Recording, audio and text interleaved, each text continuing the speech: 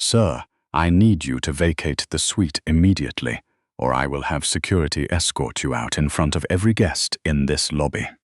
The words came sharp and clean through the air of the 32nd floor corridor of the Alderton Grand, one of Chicago's most celebrated five-star hotels, a place where discretion was supposed to be the first amenity offered at check-in. Terrell Okafor did not move. He stood in the open doorway of Suite 3201 with his key card in one hand and a carry-on bag at his feet, and he looked at the hotel manager the way a man looks at a door that should not be locked, with patience that came not from weakness, but from certainty. He was 41 years old. He wore a dark grey crewneck sweater, charcoal slacks, and clean white sneakers. No watch, no tie, no entourage. His travel bag was worn at one corner from years of international flights. He looked like a graduate student who had wandered onto the wrong floor.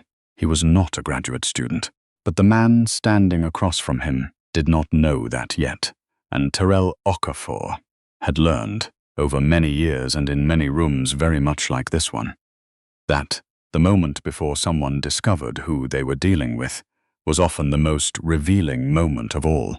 The manager's name was Craig Fontaine, 52 years old, 23 years at the Alderton Grand, a man who had moved through the ranks on a combination of genuine hospitality talent and a deep practiced instinct for reading which guests deserved which treatment. He was not a cruel man in the way people sometimes are in stories. He was something more common and more dangerous than that. He was a man who had learned to sort people quickly and who had stopped questioning the accuracy of his own sorting long ago.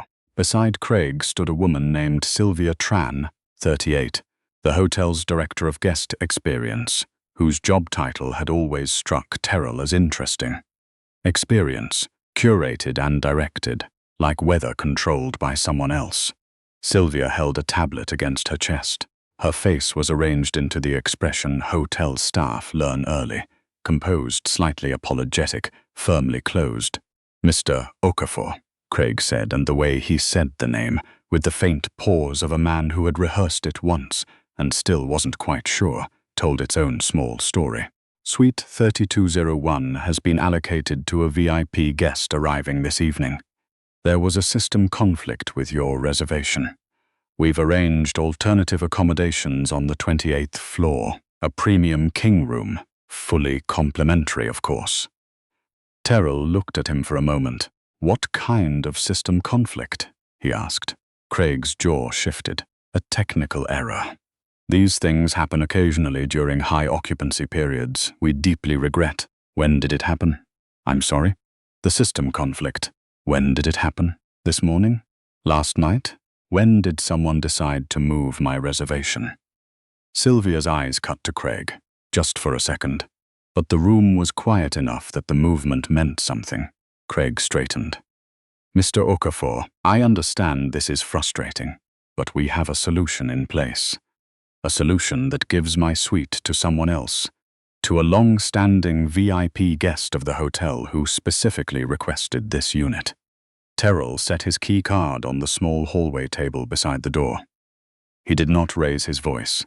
He did not touch anything else. He simply placed the card down with the careful deliberateness of a man who was keeping score. "I booked Suite 3201 4 months ago," he said. "I have written confirmation. I have a corporate account with this hotel. I am a Platinum Crest member." Craig nodded slowly.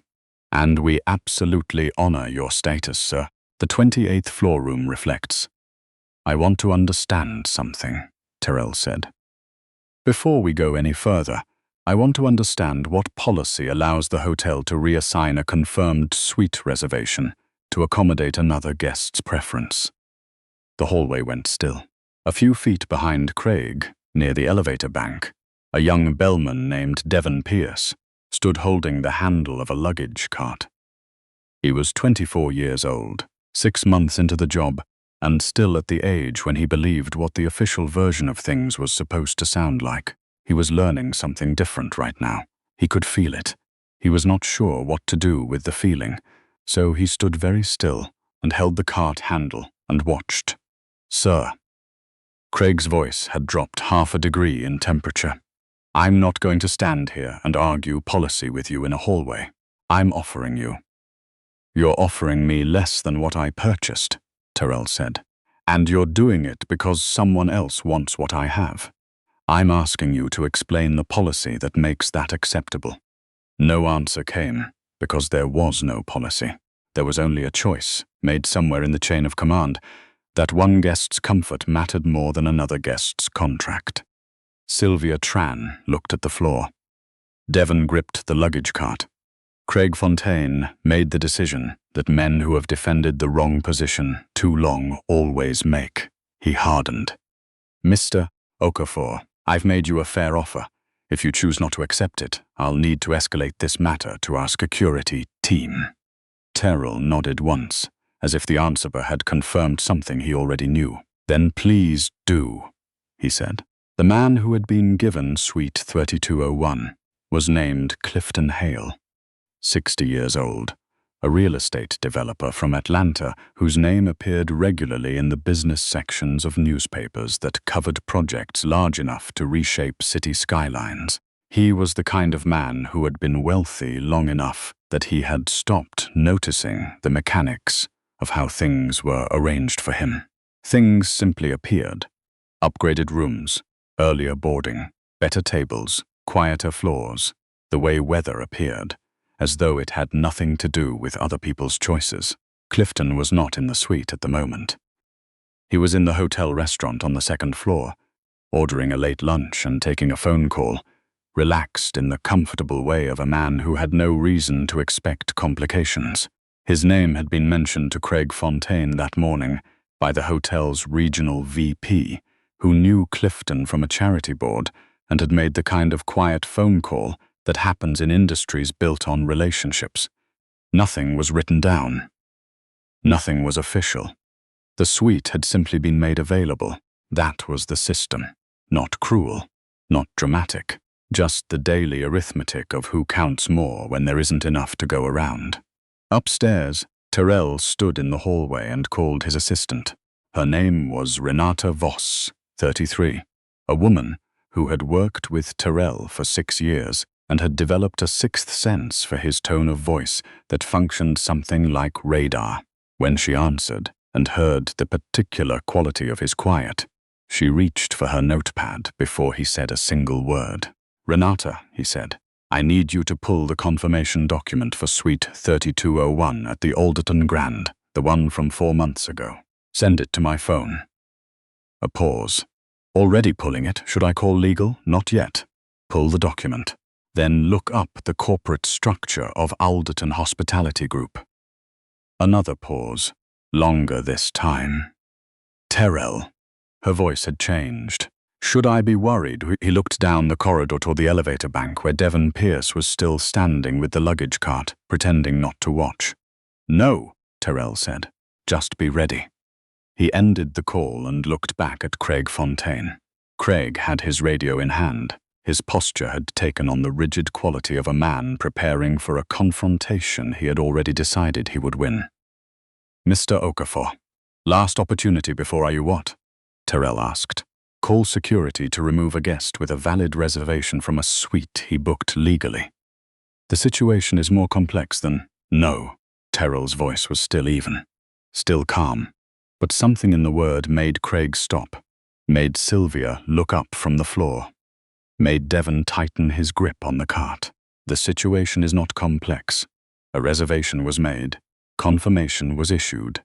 The hotel chose to override it for another guest's preference. That's the whole situation. Everything else is explanation." The elevator at the far end of the corridor chimed. A woman stepped out. Her name was Joy Abramowitz, 47 years old, a freelance travel journalist from New York, who had been covering the hospitality industry for 2 decades, and who was staying on the 32nd floor specifically to review the Alderton Grand for a feature in a national travel magazine. She carried a small leather notebook, an old habit she had never replaced with a phone. She looked down the corridor at the collection of people gathered outside Suite 3201 and stopped walking. Joy had an eye for situations. It came with the profession, the rigid manager, the calm black man with the carry-on bag and the wrong floor. The woman with the tablet who wanted to be anywhere else, the young bellman holding his breath. She opened her notebook. She did not announce herself. She simply leaned against the wall beside the elevator and began to write. Craig had not noticed her. He lifted his radio. Devon noticed. Devon Pierce had grown up in a household where his mother had worked hospitality for 30 years, and where dinner-table conversation had occasionally included stories about guests who were asked to prove they deserved what they had already paid for. He had taken the bellman job because the money was good, and because he believed in the optimistic way of 24-year-olds that the stories were exceptions rather than patterns. He was no longer entirely sure about that. He had a phone in his jacket pocket. His hand found it without any conscious decision. He did not take it out yet. He just knew where it was. Craig spoke into the radio. "I need security on 32, Suite 3201. Guest refusing to cooperate with a room reassignment." Terrell listened to the words, refusing to cooperate. Not guest with a valid reservation, not disputed reassignment, not possible policy violation. Just refusal, as if the problem were not the decision but the response to it. He pulled out his phone. His confirmation email was already there, forwarded by Renata. He opened it and held the screen toward Craig. "My name, my dates, this room number, 4 months ago." He paused. "What part of this is the conflict?" Craig glanced at the screen the way a man glances at a stop sign he intends to run. "The system. I know what the system says now," Terrell said. "I'm asking what it said 4 months ago." Sylvia Tran's mouth opened. Nothing came out. She was thinking about the access log she had reviewed that morning. The one that showed the room assignment had been manually changed at 7:42 a.m. by an account linked to the regional VP's office. She was thinking about whether that detail was the kind of detail that needed to be mentioned now, or the kind that could be mentioned quietly, later, after things had calmed down. She made her choice. She closed her mouth. Joy Abramowitz, 12 feet away, wrote, "Staff aware of override, choosing silence." 2 security officers arrived from the stairwell. The first was a large, steady man named Albert Nguyen, 45, who had done a decade of airport security before moving to hotels because he'd thought hotels would be quieter. The second was a younger woman named Petra Dale, 31, whose first instinct on arriving was to look at Terrell's hands, then his face, then his carry-on bag, and to register none of the things that would suggest a situation requiring force. Albert looked at Craig. "What's the issue?" "Guest is refusing to vacate the suite for a reassignment." Albert turned to Terrell. His face was professional, but his eyes asked the question Petra's had already asked. "Is this actually what it looks like?" Terrell spoke first. "My name is Terrell Okafor. I have a confirmed reservation for this room, documented 4 months ago. I have the confirmation on my phone. I have not raised my voice. I have not touched anyone. I have not threatened anyone. I am being asked to leave a room I legally reserved because another guest prefers it." Albert looked at Craig. Craig's face said, "Handle it." Petra's face said something Craig did not see and could not read. Albert exhaled slowly. "Sir, if you could just come with us to the front desk, we can try to sort this out." "I've been at the front desk. I came upstairs because the front desk directed me here." Terrell's voice remained steady, unhurried, each sentence landing exactly where he intended it. "I'd like someone to tell me clearly what the hotel's policy is for reassigning a confirmed reservation. That is all I'm asking." A door down the hall opened. An older couple stepped out. A man and a woman in their mid-60s, dressed for dinner, clearly heading to the elevator. They stopped when they saw the cluster of people. The woman, whose name was Ellen Marsh, looked at the scene for exactly 3 seconds before she understood what she was looking at. She had lived 72 years. She knew the shape of this moment. She did not move toward the elevator. "What is happening here?" she asked. Not to Craig, not to Terrell, but to the air between them. The way people ask questions when they already know the answer and want it said out loud. Craig turned to her. "Ma'am, this is a private hotel matter." "He has a key card," Ellen said. She had seen it on the table. "He's trying to get into his room. The room has been reassigned. Why?" Her husband, whose name was Howard Marsh, put one hand lightly on her elbow. Not to stop her, just to let her know he was there. Craig's patience thinned. "Ma'am, I must ask you not to involve yourself in." "I'm a guest of this hotel," Ellen said. "I'm involving myself in whatever I please." Devon Pierce took out his phone. He didn't say anything. He didn't announce it. He just held it at his side. Screen already unlocked, camera already open, and let it catch whatever happened next. Joy Abramowitz stopped writing and also took out her phone. She held it higher than Devon's, more visibly. She was a journalist. She did not need to be subtle. Craig saw her. His face changed. Not much, but it changed. Albert Nguyen spoke quietly to Terrell. "Sir, I want to be straight with you. I can't override management's call here. But I can take you down to the front desk myself and ask them to pull the reservation history on the spot. That's the most I can do right now." Terrell looked at him. He saw something in Albert's face that he had learned to recognize over the years. The specific discomfort of a decent person carrying out instructions that don't feel right, who is telling you exactly how much room they have to maneuver without actually saying so. "All right," Terrell said. He picked up his carry-on bag. He picked up his key card from the table. He did not give it to Craig. He put it in his own pocket. Craig's mouth tightened. Terrell walked toward the elevator with Albert and Petra. As he passed Devon, he glanced once at the young man's phone. He did not say anything. Devon did not lower the camera. As the elevator doors closed, Terrell's phone buzzed. "Renata." He read the message. "I pulled Alderton Hospitality Group's full corporate structure. You need to see this before you get to the front desk." He typed back, "Send it." Then he stood in the elevator, in the narrow silence between floors, and felt the weight that people who look like him learn to carry in spaces like this.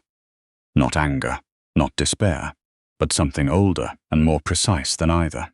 The weight of having to prove again with receipts in hand and composure intact that you had every right to be exactly where you were. His father had carried it. His grandfather had carried it.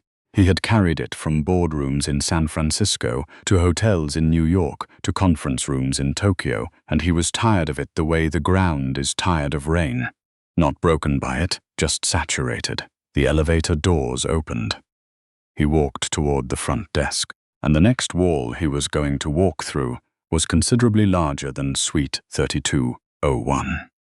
The Alderton Grand's lobby was a high-ceilinged space built to communicate a certain kind of power. Marble floors, soft gold lighting, floral arrangements that were replaced every morning regardless of cost. It was a space designed to make certain guests feel at home and other guests feel like they should try harder. Terrell crossed it at the same pace he crossed every space. Even, unhurried, eyes forward. The front desk manager on duty was a man named Seth Boland, 39, who had been briefed on the situation by Craig via radio during the elevator ride down. Seth stood with his hands on the counter and his expression calibrated to the particular frequency of hospitality authority. Regretful but firm, apologetic but immovable. "Mr. Okafor," Seth said, "I understand you'd like to discuss the room adjustment." "I'd like to see the reservation log," Terrell said. "The original entry and any modifications." Seth's expression did not change. "I'm not able to share internal system records with guests." "Then I'd like to know when the modification was made." "I'm not able to share. I'd like to know who authorized it, Mr. Okafor. Because my assistant just sent me the Alderton Hospitality Group corporate structure," Terrell said, "and I'd like to have this conversation with the right information on the table." Seth blinked. Albert, standing slightly behind Terrell, went very still. Petra watched Seth's face. In the lobby, A handful of guests moved through the ordinary rhythms of hotel life. Checking in, checking out, heading to the restaurant, looking at their phones. None of them were watching. Not yet. But Devon Pierce had taken the service elevator and was now near the luggage alcove at the edge of the lobby. His phone was still out. It was still recording. Joy Abramowitz had taken the main elevator and stepped out into the lobby 30 seconds behind Terrell. She stood near the concierge desk and opened her notebook again. Terrell laid his phone on the counter. The screen showed his confirmation email, time-stamped 4 months ago, Suite 3201, his name, his corporate account number. Then he swiped to the next document Renata had sent, Alderton Hospitality Group. Parent company, Pinnacle Crest Holdings, Board of Directors, shareholders, affiliated funds. One name appeared twice in 2 different capacities. Seth leaned slightly forward. His eyes moved across the screen. His face went through 3 distinct stages in the span of about 4 seconds. The first was confusion. The second was recognition. The third was the expression of a man who has understood something he very much wishes he had understood 30 minutes earlier. He stopped himself. My reservation is valid, Terrell said. My corporate account is registered under Okafor Group Ventures, which is, as you'll see in that document, a principal investor in Pinnacle Crest Holdings, which owns this hotel. The lobby was still going about its business. Seth Boland was not. His hand moved toward the phone on the counter. He stopped. He looked at Terrell. He looked at the phone. He said, very quietly, I need to make a call. Please, Terrell said, and while you do, I want a full record of every modification made to my reservation since the original booking. Time, date, and the account that made the change. I want it printed, not shown to me on a screen. Seth nodded. He was already dialing. Albert Nguyen stepped back a half step and exhaled through his nose. Petra Dale looked at Devon from across the lobby and said nothing. She didn't need to. Terrell's phone buzzed again. He looked at it. Renata. Board is asking if you're joining the 4 o'clock strategy call. Alderton Leadership Restructuring Agenda is item 3. He typed back, tell them I'm already doing research. Clifton Hale finished his lunch and rode the elevator up to 32. He walked down the corridor towards Suite 3201, unhurried, a toothpick between his fingers, still partially in the phone call he'd taken during dessert. He reached the door, tapped the key card against the panel. The door clicked open. He stepped inside, tossed his jacket on the chair by the window, and stood for a moment looking out over the Chicago skyline. Lake Michigan spread gray and wide to the east. The city pitched its towers against a white sky. It was the kind of view that made a man feel appropriately large. His phone buzzed. His daughter. Dad, there's something online you need to see. He frowned at the text. His daughter was 28 and worked in digital marketing and occasionally sent him things that he could not distinguish from genuine emergencies. Look at what? He typed. She sent a link. The headline loaded. Video. Black business executive removed from Alderton Grand Suite despite valid confirmation. Hotel management called to account. Below the headline, a short clip was already circulating. Devon Pierce's footage, captured from the luggage alcove, showed Craig Fontaine standing in the corridor telling a calm man in a grey sweater that security was coming. Then Terrell's voice, even and clear. I booked this room 4 months ago. I have written confirmation. I am a Platinum Crest member. Then Craig's voice. The room has been reassigned. Then the question that had already been clipped and screenshotted and reshared several thousand times in the 90 minutes since Devon had hit upload. What policy allows the hotel to do that? No answer in the clip, just Craig Fontaine's face and the silence where an answer should have been. Clifton Hale stood in Suite 3201 and read the headline again. His toothpick snapped. Down in the lobby, Seth Boland had reached the regional VP. The regional VP had reached the hotel's general manager, a woman named Harriet Bowles, who was 60 years old. and had spent 4 decades building a reputation in luxury hospitality that now sat in her chest like something extremely fragile. Harriet was in her office reading the same clip Devon had posted when her phone rang. She picked it up. Harriet, the regional VP's voice was tight. The man in the lobby, the one Craig moved out of 3201. I'm aware. His corporate entity is a principal investor in Pinnacle Crest. The office was very quiet. How large? Harriet asked. A number was said. Harriet put the phone on her desk and looked at the wall for a moment. Then she stood, straightened her jacket, and walked out to the lobby. She reached Terrell at the front desk. He was still standing in the same position, carry-on at his feet. Keycard in his pocket, phone on the counter showing the corporate structure document. His posture had not changed since he'd walked off the elevator. It would not change now. Harriet Bowles extended her hand. Mr. Okafor, I'm Harriet Bowles, General Manager. I'm deeply sorry that you're standing at this desk right now, instead of in the suite you booked. Terrell shook her hand. Mrs. Bowles. I've pulled the modification log. The reservation was manually overridden at 7:42 this morning on the instruction of our regional office. She said it plainly, without the qualifications that the situation was still evolving, or the matter was under review, or we need to gather all the information. She said it the way people say things when they understand there are no more angles to work. That was wrong. It should not have happened. The staff who executed that instruction acted in a way that reflected a failure not of individual judgment, but of a culture that has permitted those judgments without consequence for too long. The lobby had begun to notice. A few guests near the check-in line were looking. A man on a couch across the lobby had lowered his magazine. Terrell said nothing. He waited for her to finish. I can have suite 3201 returned to you within 15 minutes, Harriet said.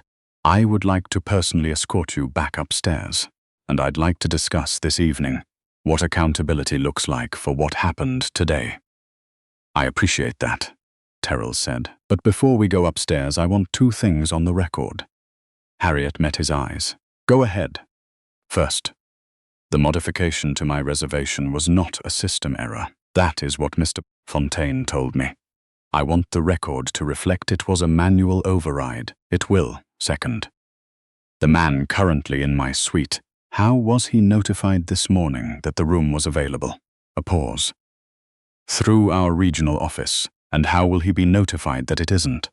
Harriet looked at Seth. Seth looked at the floor. The answer to the question was that Clifton Hale would have to be asked to leave the suite he had settled into, the suite he believed had been made available through channels that were none of his visible concern. I'll handle it personally, Harriet said. Terrell nodded slowly. He picked up his carry-on bag. Devon Pierce across the lobby had stopped recording. He lowered his phone. His hands were steady, but his chest felt odd. Swollen in some way he didn't have a word for yet, the feeling of watching something that should be ordinary actually happen. Joy Abramowitz closed her notebook. She had enough. Upstairs, Craig Fontaine received word in the service corridor. He read the message from Harriet twice. His eyes stayed on his phone a long time after. 23 years. He had spent 23 years becoming indispensable to this hotel and to the particular system of preferences that ran through it like wiring behind the walls, invisible, until a current ran wrong and lit something on fire. He had not thought of himself as part of that wiring. He thought of himself as someone who kept things running smoothly. He sat down on a supply room chair and held his phone and tried to find the moment when smooth had become something else entirely. He could not find it. That was the thing about those moments, they didn't announce themselves. They arrived quietly in the morning dressed as common sense.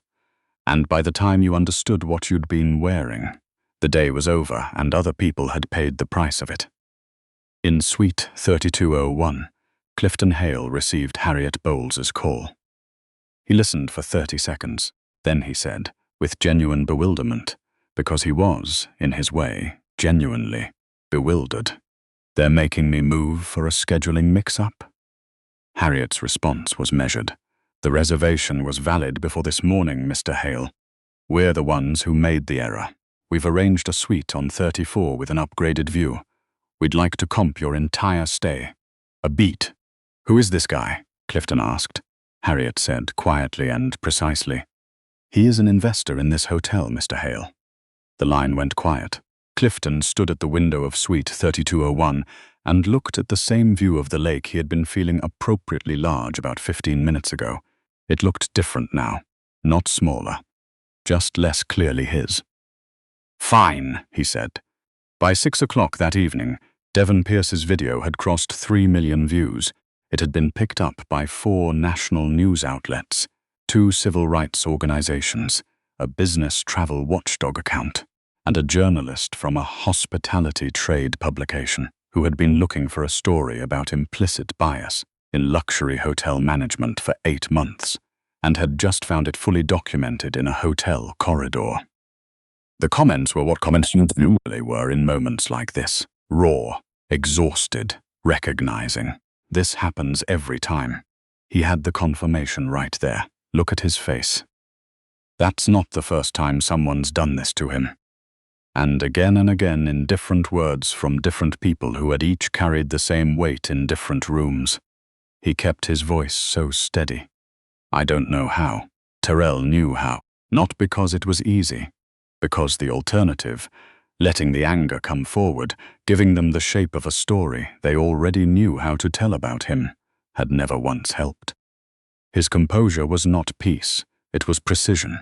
Every word he chose in that corridor had been aimed at one specific thing, keeping the truth so clean that nothing could cover it. His mother had taught him that. She had been an attorney for 38 years in Detroit, and she had told him once, when he was 16 and furious about something at school, the truth doesn't need volume, baby. It needs clarity. Give it clarity and let it do the work. He sat now in suite 3201. His suite returned to him. The turned-on service already completed, a note from Harriet Bowles on the nightstand along with a bottle of wine he had not opened, and looked at his laptop screen.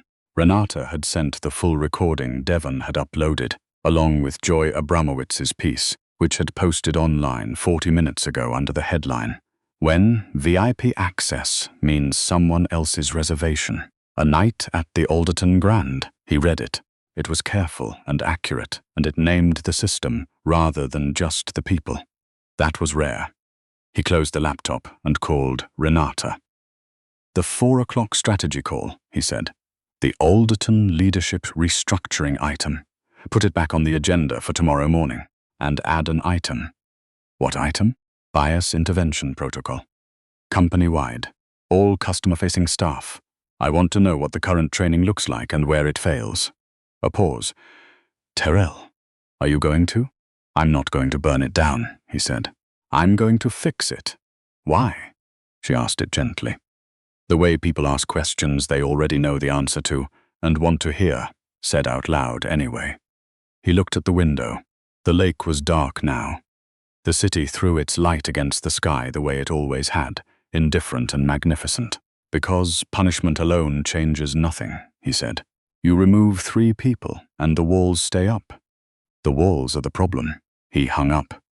3 days later, Harriet Bowles stood in front of 240 Alderton Grand employees in the hotel's ballroom, housekeeping staff, front desk, concierge, security, bellman, management. She had been in this room for every kind of occasion. Staff parties, sales milestones, brand announcements. It had never felt like this. Craig Fontaine was not in the room. He had resigned the afternoon after the incident quietly in a typed letter that said all the things letters like that say.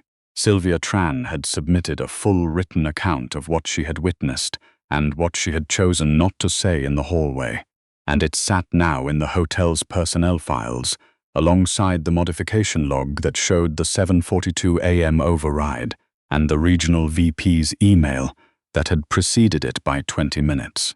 The regional VP had been placed on administrative leave pending an independent review. Seth Boland was still at the front desk. Devon Pierce was still running luggage. Petra Dale was still on the security team. Ellen and Howard Marsh had sent a letter to Harriet's office that simply said, "We were glad we were there. We were ashamed of how long it took anyone to speak." Harriet looked out at the room. "I want to tell you something before we begin," she said. "What happened 4 days ago was not a system error. There was no technical conflict. A colleague made a phone call. A reservation was overridden, and every person in that chain, from the modification to the corridor to the lobby, had a moment to stop it. Some of us didn't. I want us to sit with that." The room sat with it. "There is a man named Terrell Okafor," she continued, "who chose to fix this hotel instead of walking away from it. I want you to understand what that means. He had every legal and financial tool to dismantle this relationship. He chose not to. He asked instead what the training looked like and where it failed." She paused. "He asked us to be better. That is a generosity none of us have fully earned yet." Devon Pierce, in the back of the room, thought about the weight he had seen in Terrell's face in the elevator. Not anger, not defeat. Something older than either, some long and specific fatigue. He thought about his mother coming home from 30 years of shifts and talking at the dinner table about the ones who got moved, and the ones who did the moving and the ones who watched, and said nothing. He had said nothing for 3 floors. He hadn't been able to say nothing after that. 6 months later, the Alderton Grand launched a formal training program developed in partnership with Okafor Group Ventures, focused on reservation integrity, staff intervention protocols, and what it actually meant. In practice, not in mission statements. To treat every guest as though their reservation was evidence of something that could not be overridden. The program was not named after anyone. That was Terrell's one condition. He sat in a conference room in Chicago 3 weeks after the incident, across from Harriet and 3 members of the Pinnacle Crest board. And when they asked what he wanted, what gesture, what acknowledgement, what form the accountability should take, he said only this: "Make it harder for the next person this happens to. Not easier for me. Harder for this to happen to someone who can't call a board meeting from the terminal." One of the board members leaned forward. "What do you mean?" "I mean that what happened to me happened because they thought I had no power. It would have happened to 100 other people that same week, and no one would have pulled modification logs or called general managers. The fix isn't about protecting me. It's about the person in that corridor who doesn't have a corporate structure document on their phone." The room was quiet. Then Harriet said, "Then that's what we'll build." And they did. Late one evening, months after the suite had been returned and the headlines had moved on, and the program had begun to take hold in small, real daily ways. A front desk agent pausing before overriding a reservation. A manager asking one more question before escalating. A bellman keeping his phone in his pocket because the system had finally given him a reason to believe he didn't need it. Terrell sat in his office in San Francisco and read through the quarterly report from Alderton Hospitality Group. Complaint rates were down. Not dramatically, not in a way that made good headlines, but down the way real change goes down slowly, unevenly, with setbacks and improvements alternating like weather. He set the report aside and looked at the window. His mother called. He told her what he was reading. She was quiet for a moment. Then she said, "Did you have to get loud?" "No," he said. "Good," she said. "The truth doesn't need volume, it needs clarity." He smiled at the glass. "I know, Mom," he said. "You told me."